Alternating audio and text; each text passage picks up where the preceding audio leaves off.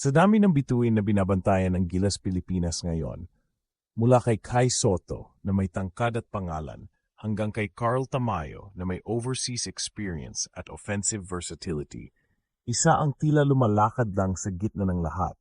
Tahimik pero matalas, hindi gaanong nababanggit sa headlines, pero unti-unting bumabalot sa atensyon ng mga tunay na tagamasid. At sa pinakahuling development mula sa mundo ng scouting, isang pangalan ang lumitaw na hindi inaasahan ng marami. Hindi si Kai, hindi si AJ Edu, hindi si Dwight Ramos, kundi si Kevin Quiambao. O kagulat world, ang maestro ng De La Salle University, ang slow burn basketball genius na ngayon ay tinuturing ng ilang NBA scouts bilang pinaka-system ready sa buong Gilas pool. Isang balita na hindi lang simpleng hype, kundi based sa tunay na galaw, basketball IQ at consistency sa loob ng court. Kaya nga ang tanong ngayon, gagamitin na nga ba siya ni Coach Tim Cone bilang core player sa darating na FIBA Asia Cup? Mahirap paniwalaan sa unang tingin. Hindi naman siya explosive scorer, hindi siya high flyer, hindi siya athletic freak na may 40-inch vertical. Pero ang hindi alam ng marami, sa loob ng system ng basketball, lalo na sa mga mata ng mga professional scouts, may mga players na hindi kailangan sumigaw para marinig. At si Kevin Quiambao ay isa sa mga ilan na pinapansin hindi dahil sa highlights, kundi dahil sa utak. Ayon sa mga ulat mula sa loob ng Gilas practices at US-based scouting reports, may ilang NBA development teams na humihingi ng full game tape ni Quiambao, lalo na ang mga laro niya sa KBL at tune-up games kasama ang Gilas. Isa raw itong klaseng player na may pre-read instinct, kaya niyang basahin ang opensa o depensa bago pa mangyari ang play. At para sa mga scouts na sanay sa European systems at Spurs-style basketball, yan ang kayamanang bihirang makita sa Southeast Asia. May nagsabing assistant scout mula sa California, you don't teach feel, either you got it or you don't. And that Quiambao, kid, he got it. Hindi rin biro ang kumpiyansa sa kanya ng pinakarespetadong coach sa Pilipinas. Si Tim Cone mismo sa isang panayam ay nagsabing Kevin Quiambao is the future of Gilas Pilipinas. Mula sa isang coach na may halos 2 dekada ng championship experience, hindi to basta hyperbole. Sabi ni Cone, hindi raw siya madaling mapa-impress sa mga batang player, pero kay KQ, ibang klaseng basketball mind ang nakita niya. Pinuri niya ang versatility nito, kaya maglaro bilang small forward, stretch 4, o maging secondary ball handler kapag kinakailangan. At sa mga practice games, kahit hindi starter, si Kevin daw ang isa sa mga laging may presensya, alam kung kailan lilipat ang bola, marunong mag-slide sa blind side ng zone, at may tiyempo sa bawat pasa.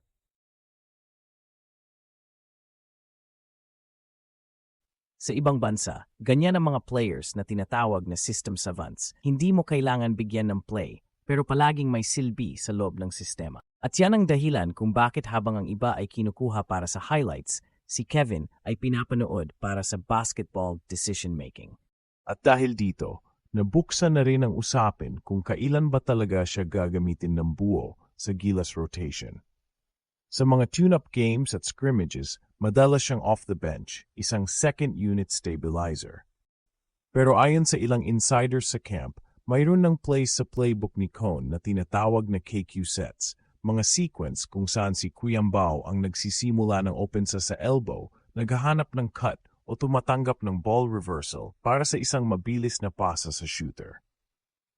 Hindi ito flashy roll, pero ito ang klaseng galaw na gustong-gusto ng mga international coaches sa FIBA style of play.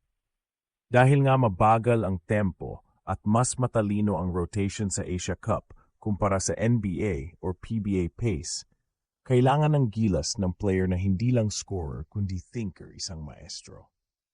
Kaya na nga posible ngayong torneo, gamitin na siya hindi lang bilang bench filler, kundi bilang situational commander.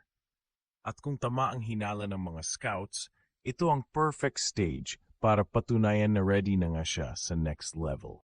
Ngunit ang tunay na gulat ay hindi lang sa laro niya ngayon. Ang pinaka-shocking ay ang trajectory ng karera ni Quiambao mula DLSU hanggang KBL. Sa South Korea, sa ilalim ng Goyang Sono Sky Gunners, gumawa siya ng ingay sa paraang tahimik pero solid, averaging 16.9 points, 6.3 rebounds at halos 4 assists per game.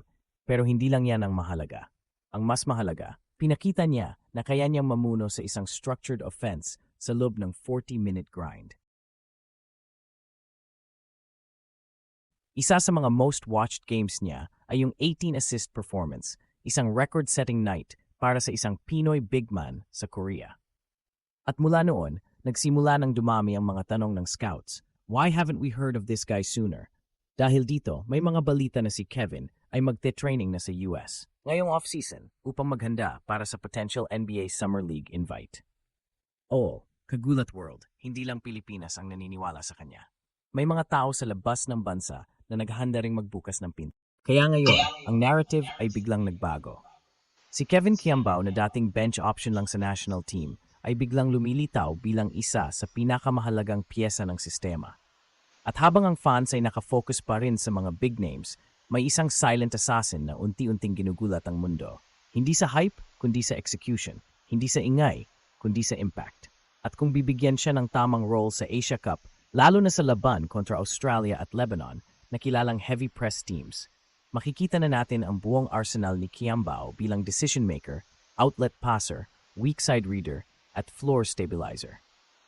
Kapag nangyari yan, hindi lang Pilipinas ang matutuwa, kundi pati ang mga scouts na matagal nang naghahanap ng ganitong klaseng basketball intellect mula sa Southeast Asia. Sa totoo lang, hindi ito kwento ng biglang sikat. Ito ay kwento ng dahan-dahang paghahasa. Si Kevin Kiambao ay produkto ng pasensya, sistema at matinding pag-aaral ng laro. At ngayon, habang ang spotlight ay nasa iba, siya ang tunay na umaangat. Kasi minsan, hindi kailangan ng isang player na maging viral para mapansin ng NBA. Minsan, kailangan lang niyang maglaro ng tama, paulit-ulit, pare-pareho. Kasi sa dulo, yan ang tunay na valuable sa mga liga kung saan bawat possession ay may kabayaran. Si Kevin ay hindi produkto ng hype, siya ay produkto ng basketball understanding. At kung patuloy ang trend ng kanyang development, hindi malabong sa susunod na taon ay makita natin siya sa Summer League, dala ang bandila ng Pilipinas, tahimik pa rin, pero mas deadly kaysa dati.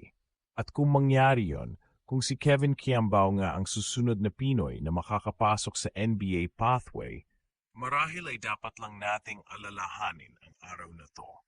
Ang araw kung kailan hindi natin siya pinag-usapan sa headlines, pero pinag-usapan siya ng buong mundo sa loob ng mga locker room, film rooms, at scout tables. Sa araw na hindi siya ang bida sa media, pero siya ang bida sa mata ng mga tunay na nakakaintindi ng basketball. Ito ang araw kung kailan ginulat niya ang mundo, hindi sa sigaw kundi sa galaw. Sa bawat simpleng pasa, sa bawat tahimik na cut, at sa bawat play na para bang parte ng isang mas malaking symphony. Ito ang ginulat ang mundo kung saan bawat galaw ng Pinoy naging lindo